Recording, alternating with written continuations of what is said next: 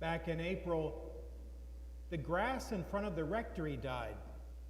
I was out of town for a few days. I came back and there were huge brown patches where lush green grass had been. And I thought this has to be deliberate because none of the other houses on the street looked like mine. The best explanation is that the landscaper mixed up fertilizer with defoliant. Oops. Well, for the past few months, they've been working hard to repair the damage by bringing in good topsoil, seed, and watering it. After about a week, I noticed something starting to sprout. Weeds. After another week, grass sprang up. My lawn is flourishing again, but it is definitely a work in progress. The weeds and the grass are growing together. Now, why am I telling you all of this? Well, the past few weeks at Mass, we've heard stories from Jesus about nature. Last week it was the parable about the good seed on soil that produced a great harvest. Well, in today's gospel, he told us another story about something we would just as soon not see in our lawns or in our gardens. That thing I already mentioned, which is weeds. Weeds. So let's take a look. No doubt about it, Jesus was a master storyteller. He was so good at sizing up his audience and delivering a message that they could understand. Because many of them were farmers, he used images that they could relate to. And we heard one of those stories today. He told us about a man who sowed good seed in his field. But then his enemy came at night and sowed weeds all through the wheat. Eventually the crop sprang up, but so did the weeds. His slaves asked if they should pull up the weeds, and we're told no, because they would be uprooting the wheat along with the weeds. The master gave this instruction: let them grow together until harvest. Then at harvest time I will say to the harvesters, first collect the weeds and tie them in bundles for burning, but gather the wheat into my barn. Now, this is a parable that might raise a few questions in your mind. I know it did for me the first time I heard it. An obvious question is, was farming so competitive in Jesus' day that someone would actually sow weeds in a neighbor's field? The answer is yes. And the weed that was often sown was called darnel, a type of rye grass that resembles wheat. So the master was giving the best advice to his servants by instructing them to let the weeds and the wheat grow together until harvest time, when they could be properly separated. Well, knowing that this is a parable, a religious story, what is Jesus' message to his followers? If God is the master in the story and the field is the world, then the wheat and the weeds are people who exist side by side. Wheat are those who produce fruit for his kingdom, the weeds do not. So Jesus is saying that when it comes to the weeds in our world and in our lives, we need to leave the separating and judging up to God. It's easy to say, but really, really hard to do. Let me talk about a few things that can get in the way of doing what Jesus is asking of us. And the first thing is negative voices. So many negative voices surround us, calling us to judge and hate anyone we disagree with or just don't like. Some voices tell us to separate and judge others because of their race, their language, their culture, their economic status. Others want us to label people because of their politics or religion. Leaders have a loud megaphone which can be used to unite or divide, and not all of them use their voices for good. But these negative voices can be heard among our coworkers, our classmates, and neighbors. And sadly, they can even be heard among family members, friends, and parishioners. Another big source for these voices calling us to judge and hate is the internet. Social media was originally conceived as something that would unite people and create community. Nowadays, it seems to do just the opposite. It's used to sow division, distrust, and downright hatred. When we allow these negative voices to dominate our thinking or influence our actions, the result can be devastating. As harmful as the defoliant that was sprayed on my lawn back in April.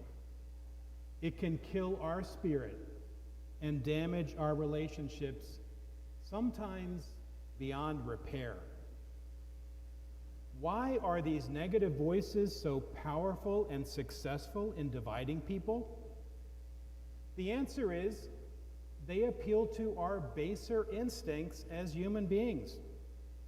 They tell us to look at others and only see their differences, which, taken to an extreme, labels others as enemies, as weeds to be eradicated.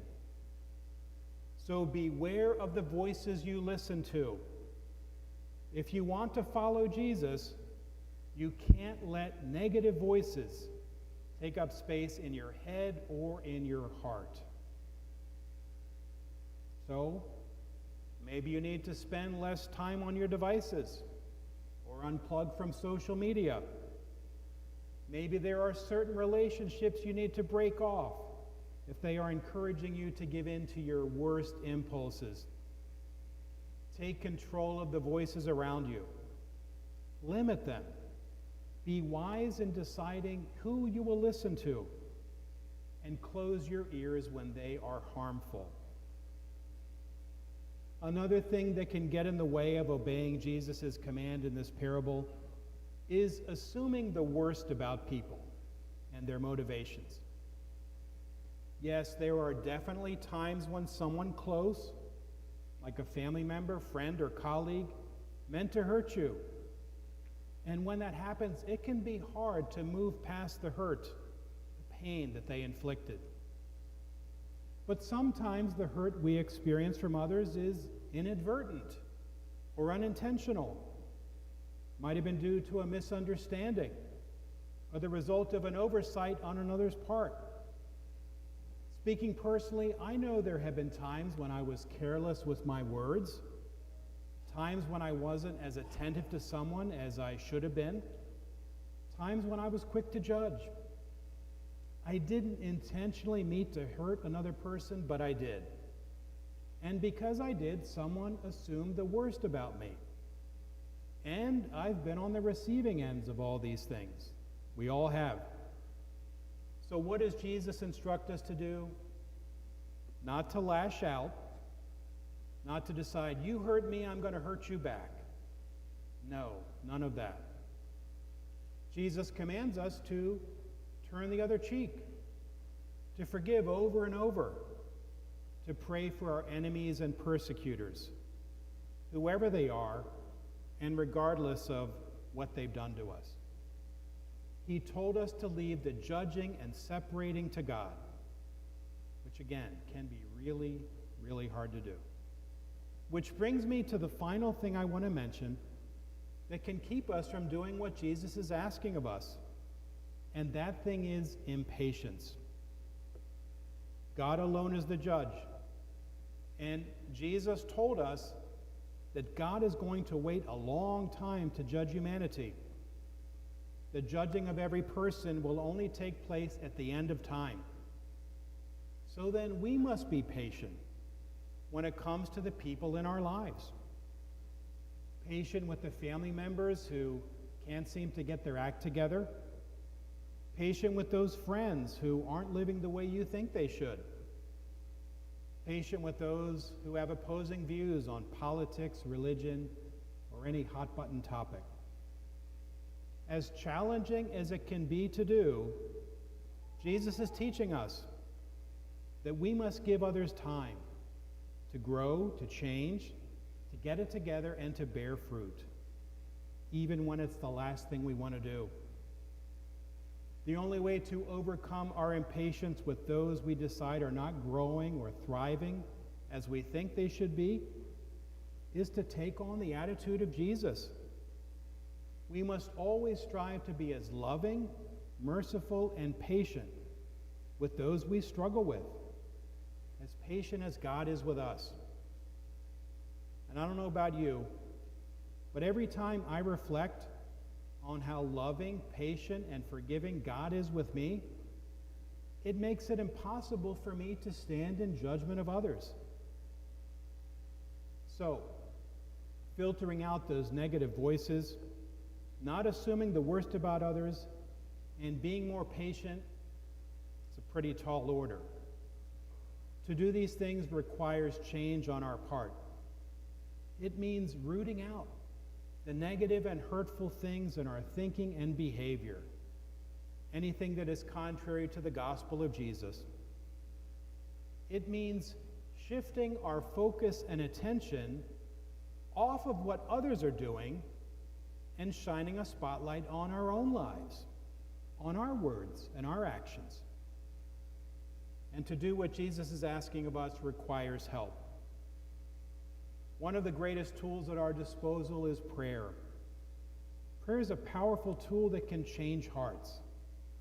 Change our hearts to make them more kinder and loving and forgiving, and change others' hearts too.